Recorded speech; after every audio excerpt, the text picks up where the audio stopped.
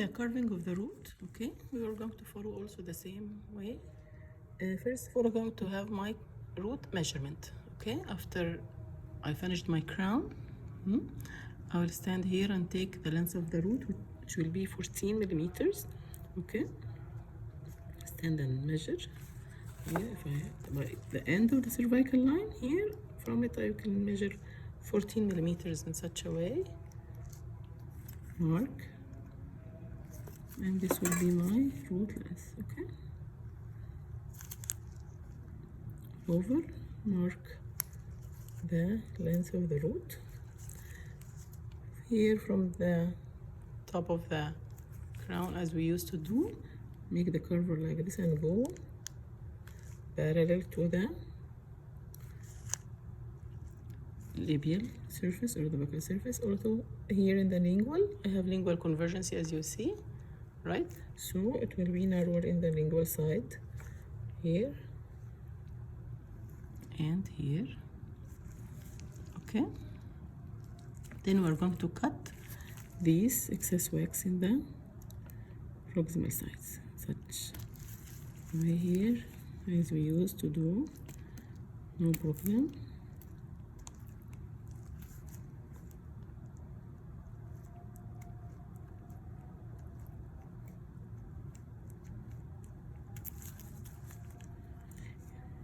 Make it, as you see, slightly coinciding with the surface of the crown, as most of you are leaving this area with a step like here. No, I don't need any steps, just make it continuous with the crown, as you see, right? The same will be done in the other side.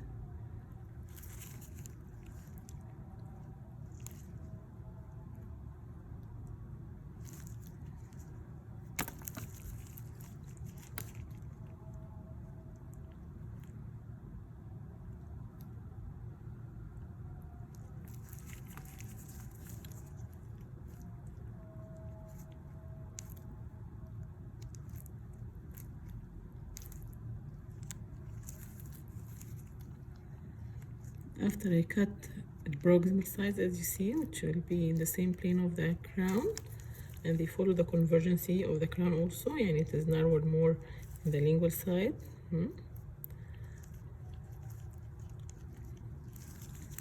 I will draw my lines here in the proximal.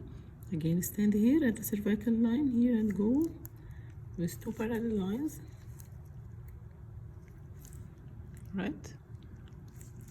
The same, the buccal we will do at the end of the cervical line here, end of my crown. Go straight here and here also. You then remove all the excess wax you're having beyond the lines you have drawn. See?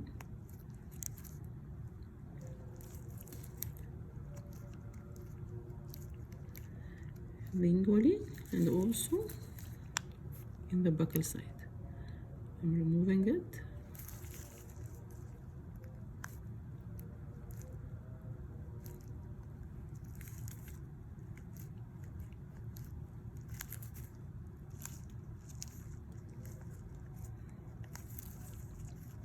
After I obtain this shape, I need to make two roots, right? I don't have one root, I have two roots in the maxillary first premolar. The two roots shall be divided buccal and lingual, or mesial and distal. They are buccal and lingual roots, okay? So this is my shape after I finished cutting. Then I'm going to stay here in the proximal side because I want to separate the tooth into buccal and lingual roots, okay? Buccal and lingual roots. So this separation will be done in the proximal side. Don't stay here and separate. No, my buccal root is alone and my lingual root and separated from the proximal side, the forcation area. So in the, as I told you in the drawing, you know what, that my forcation area in the mesial side will be the mesial side here, where I have my mesial marginal developmental groove. will be in the middle part of the root, right? As I told you, in the middle part. While in the distal, it is located more apically. So what I'm going to do here, in the mesial side, don't get confused. Mesial side means the side with the groove, right? Stay here in the middle part. This is the root from the cervical line till the apex. In the middle part of the root, make a line like this. Okay, this marking the forcation area mesially, and the distal side just it will be forcated or divided in the apical third. Okay, put the point here and go with a line again here to mark the separation. How can I separate it? Go with the tip of the carver in this line like this and try to remove it one by one like this. Make separation till half of the root.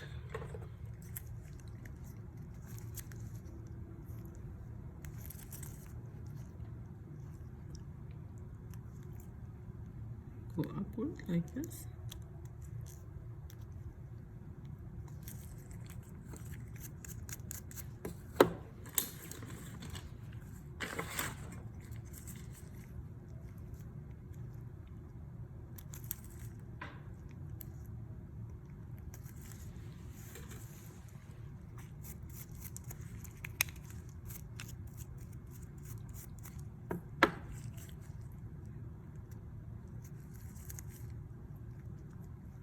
This is in the medial side.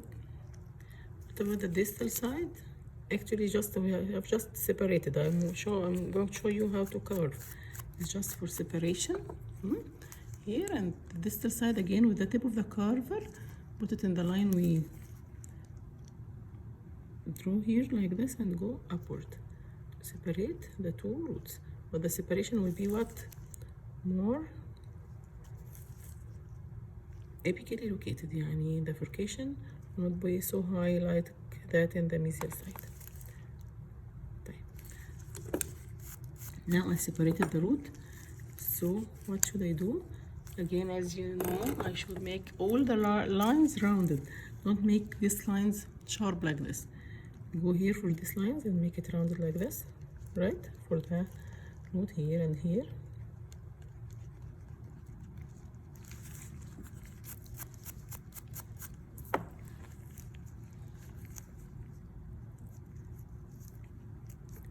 Make it rounded and make here at the apical third, the buccal surface, I'm just trying to make it tapered and shifted towards what? The distal side. And make it tapered like this. Make roundation for the line angles. Okay.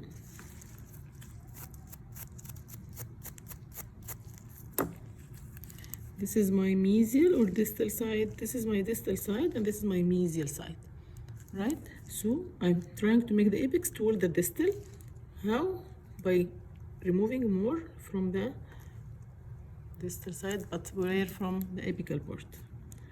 Such a way.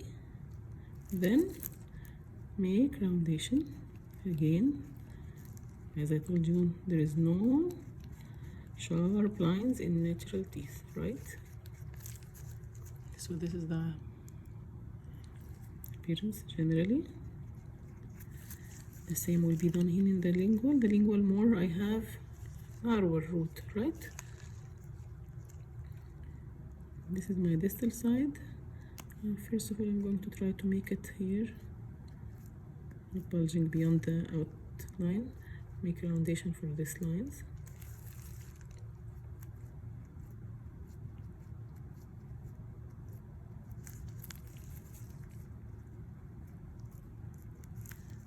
When you look at the side, the root should follow the general outline as we are used to draw.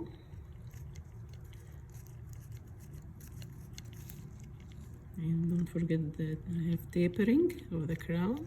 Lingual convergency will be reflected in the lingual root also.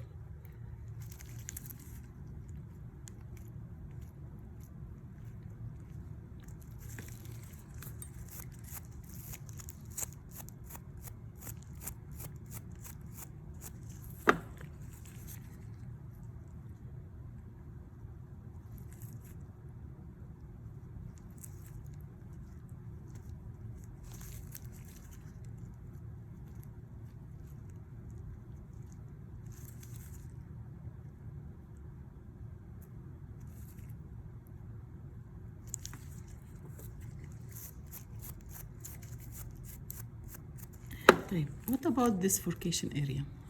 How can I deal with it? First of all, I told you that we should separate by the tip like this, right? Just for separation. After I separate, I can do some roundation for the lines, these sharp lines, you see here. Make some roundation here like this for these lines to obtain my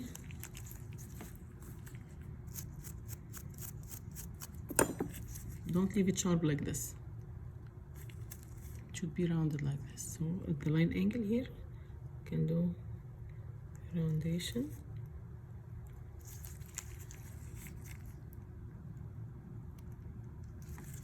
Of course, naturally they are separated here. And when I see there will be connection between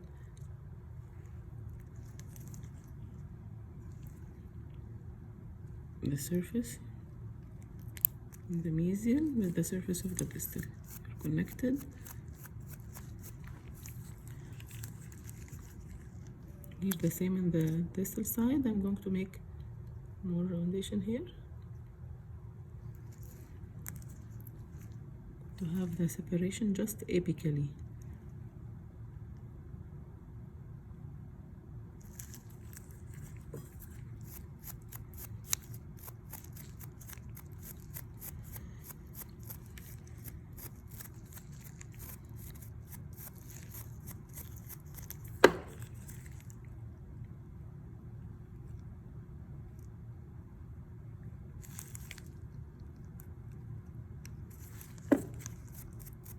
So when I have finished the root, I should find that my lingual root is narrower than the buccal root. Okay, I have separation here in the proximal sides, with the forcation in the mesial side is much higher. It reaches the middle part of the root, while here it is confined to the apical third.